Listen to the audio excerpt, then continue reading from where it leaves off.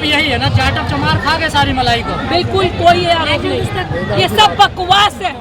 मत बोलिए ऐसी बातें, मैं आपसे रिक्वेस्ट कर रही हूँ। ये जो बातें आप बोलते हैं ना कि जाटव और चमार, कोई किसी का हक नहीं खाया। दूसरा जाति बोल रहा है ना, देखिए नहीं बोल रहा है, याचिका यही बोल रहे हैं। नहीं, ये जो याचिका दर्ज भी जिन्होंने करवाई है ना, वो भी इन्हीं के लोग, वो हमें बताएंगे, वो जजेस हमें बताएंगे कि वर्गीकरण होना चाहिए, सब क्लास क्लासिफिकेशन होना चाहिए, वो बताएंगे जो खुद वहाँ वर्गीकरण से बैठे, जो खुद वहाँ कोलिजन सिस्टम से बैठे। अगर उनका बाप सीजीआई, किसी का बाप खुद चीफ जस्टिस है और फिर वो चीफ जस्टिस बनते हैं, आगे उनका बच्चा जस्टिस बनता है, वो हमें बताएंगे कि आपके अगर आपके माँ बाप IAS बन गए तो अगर बच्चों को उसके आगे रिजर्वेशन नहीं मिलना चाहिए क्या? अगर रिजर्वेशन खत्म करोगे तो जाति खत्म करोगे, करोगे? उससे पहले घोड़ी पर चढ़ने दूल्हे को मारना, हत्या करना बंद करो। उससे पहले मटके को छूने मटके से पानी पीने वाले की हत्या करना बंद करो। दलित बहन बेटियों को बच्चों पर रेप करना बंद करो। फैसला आने के बाद दलित समाज में भी जातियों में मतभेद देखा जा रहा है। ये तो जाते ना, अंग्रेजों ने क्या किया था? अंग्रेजों ने यही किया था ना, डिवाइड एंड रूल। कांग्रेस के जमाने में भी डिवाइड एंड रूल हुआ था, लेकिन ये जमाने जब कांग्रेस के जितने वोट बढ़ गए, इतने सांसद बन गए, तो कांग्रेस हमारी बात मान रहा है और आने वाले दिनों में कांग्रेस के लिए आवाज उठाएगा। हम ऐसी आशा रखते हैं और जो हमारे दलित जो बहुजन की राजनीतिक पार्टी है, हम चाहते हैं एकजुट हो जाएंगे तो हमारे संगठन बढ़ जाएगा, हमारे सांसद बढ़ेंगे तो हमारा दबाव फिर से सबसे बढ़ेगा और ये अन्याय नहीं बनेगा। अभी तक जितने भी सुप्रीम कोर्ट के फैसले आ रहे थे, उन फैसले को आप लोग समर्थन कर रहे थे, लेकिन जो अभी आरक्षण को लेकर आया विरोध कर रहे हैं, इससे क्या प्रतीत हो रहा है? ये विरोध नहीं है, ये हमारी हिस्सेदारी का नुकसान है। ये हमारा आरक्षण हम भीख नहीं मांग रहे, हम हमारी हिस्सेदारी मांग रहे हैं। ये विरोध नहीं है, वर्गीकरण होना चाहिए, लेकिन पहले ऑडिट तो करो। ये लोग खा गए, इस राजू को लाभ नहीं मिला। उस राजू का आरक्षण पढ़े लिखे लोग IAS ऑफिसर, IPS बन गए, डॉक्टर बन गए, प्रोफेसर बन गए, उन्होंने नहीं खाया। उसका लाभ उस आरक्षण का ये मनुष्य के बैठे हुए लोग जो सत्ता में बैठे हैं, ये लोग खा गए। इन्होंने जो उनके लिए पैसा आया, उनके वेलफेयर के लिए जो SC/ST सब प्लान का पैसा मिलना चाहिए था, जो स्कीमें मिलनी चाहिए थी, उनके बजट का पैसा जो उनके लिए होना चाहिए था, वो नहीं मिला।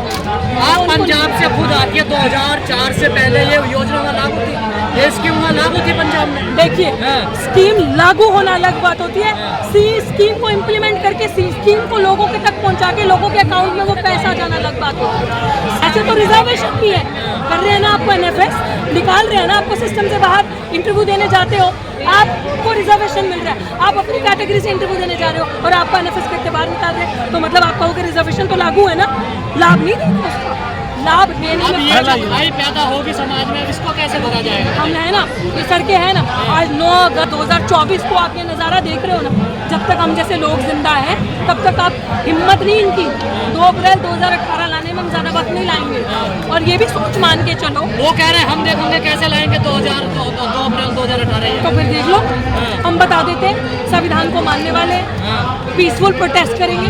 अपनी संख्या बल से 85% लोग, जब 85% आबादी देश की सड़कों पर होगी तो देखते हैं कौन सा 15% फैसला सुनाता है। 85% का राजा नहीं है ये, हम बाहर कर लेंगे। ये पूरे 85% का मामला, ये 22% का 22.5% का मामला है। ये ऐसे मत बोलो आप, मत बोलो ये सारी चीजें। यही तो सरकार चाहती है कि ये वर्गीकरण लोगों के दिमाग में डाल देना। सारे पिछले नेता तो इसका समर्थन कर रहे हैं। मैं कह रही हूँ ना, उन नेताओं को भी एक्सपोज करने का काम हम करेंगे। वो नेता जो कुर्सी पे बैठ के हम लोगों का वोट लेकर भूल गए आज, उनको भी आईना हम दिखाएंगे।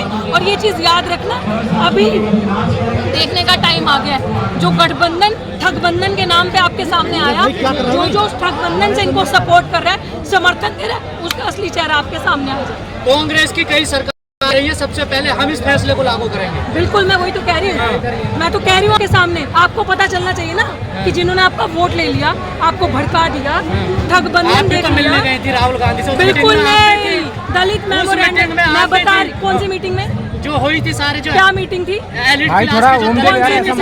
मीटिंग को एलीट क्लास के दलित में, आपको पता है वो मीटिंग किस चीज की क्या था बताइए? वो मीटिंग दिल्ली के DU के रिप्रेजेंटेटिव्स को बुलाया गया था स्पेशली कि आप मेमोरेंडम लेके आओ।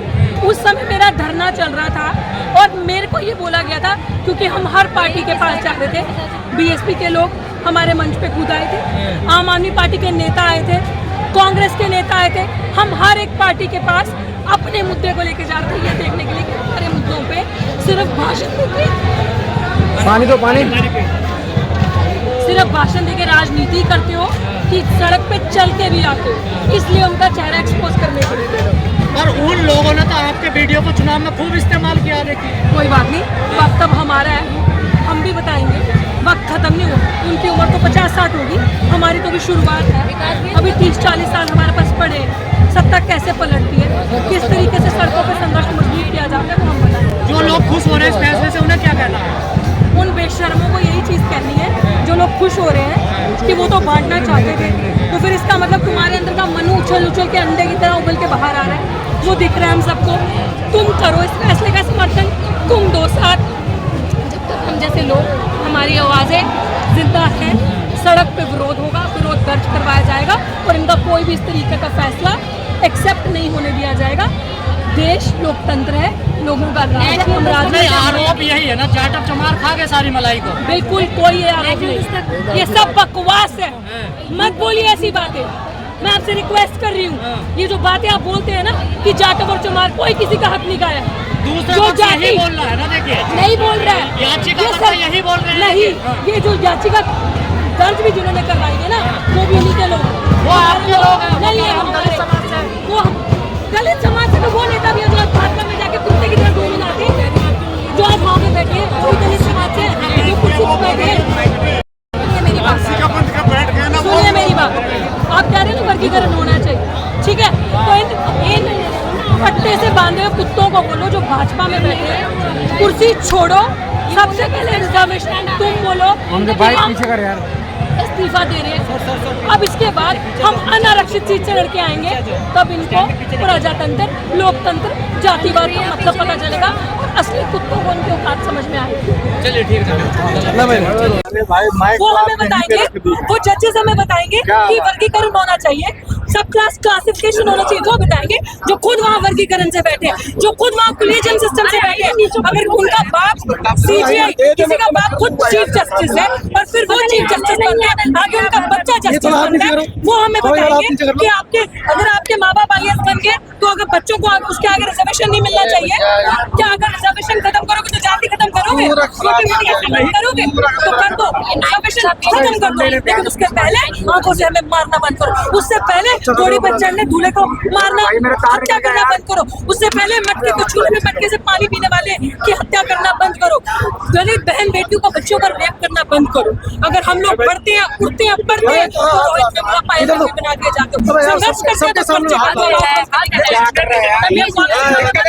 तो इसलिए इस तरीके की जजमेंट पा सकते हो। जो मैं कह रही हूँ बहुत अच्छा हुआ इस तरीके की जजमेंट, उससे क्या हुआ ना, पता चला लोगों को कि देखो, जो लोग ये समझ रहे थे कि हो सकता है कुछ जजेस ऐसे हैं जो वहाँ बैठे हैं, हो सकता है ये बहुत फेयर एंड जस्ट ट्रीटमेंट देंगे, ये बहुत अच्छा ट्रीटमेंट देंगे, लेकिन उनकी जाति, उनकी हिडन इंटेंशन इस तरह के जजमेंट से पता चलती है। और मैं आपको बता दूं सबको कि जब तक सड़कें इस तरीके से रहेंगी भरी हुई, जब तक हम जैसे अम्बेडकराइट युवा, जब तक हम जैसा बहुजन समाज सड़कों पे आता रहेगा, ये हमारी बदौलत है। आज ये लोग सत्ता के अंदर, जब संसद के अंदर शपथ लेने के तो जय भीम जय भीम जय भीम कहने में मजबूर हो गए। अगर हमने सड़क पे उलगुलान नहीं किया होता, सड़कों पे आवाज बुलंद नहीं करी होती और जोर जोर से जय भीम का जयकारा लगाकर इस तरीके से ऐसे वो दबाव में काम कर रहे हैं।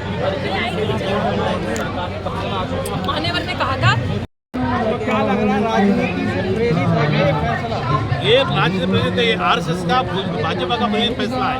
RSS के लोग क्या करते हैं, आपको नौकरी से हटाने का है तो आपके लिए एक रात देते और जज से मेंटेन करते, जज को बोलते कि ऐसा करो, तो जज माने हो जाते। जब हो गया देखा आपने संविधान का नारा दिया, जो राम मंदिर का फैसला दिया था, ये जज लोग माने हो जाते और ऐसे फैसले देते, तो कथा भी इनको मानने वाले हम लोग नहीं है।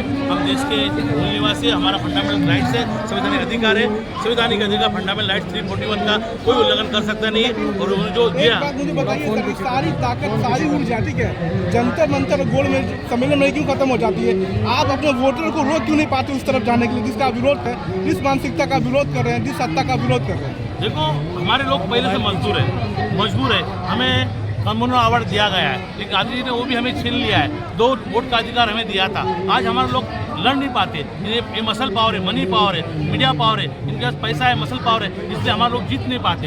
इसलिए हम लोग को इस रास्ते पर उतरना पड़ता है। और इन्होंने जो हमारे 100 खासा जो बाबा सांसद बन के उनके गले में पट्टा डाल दिया, गुलामगिरी की पट्टा डाल दिया। वो गुलाम हो चुके, वो बोल नहीं पाते, वो पानी नहीं पी सकते, वो वहाँ पर दलित लोग हैं और वो मानसिकता उनकी खराब हो चुकी है। उनको शैक्षणिक, धार्मिक, आर्थिक गुलाम बना दिया है। फैसला आने के बाद दलित समाज में भी जातियों में मतभेद देखा जा रहा है। ये तो जाते ना, अंग्रेजों ने क्या किया था? अंग्रेजों ने यही किया था ना, डिवाइड एंड रूल। हाँ। कांग्रेस के ज़माने में भी डिवाइड एंड रूल हुआ था, लेकिन ये ज़माने में जब कांग्रेस के जितने वोट बढ़ गए, इतने सांसद बन गए, तो कांग्रेस हमारी बात मान रहा है और आने वाले दिनों में कांग्रेस के लिए आवाज़ उठाएगा।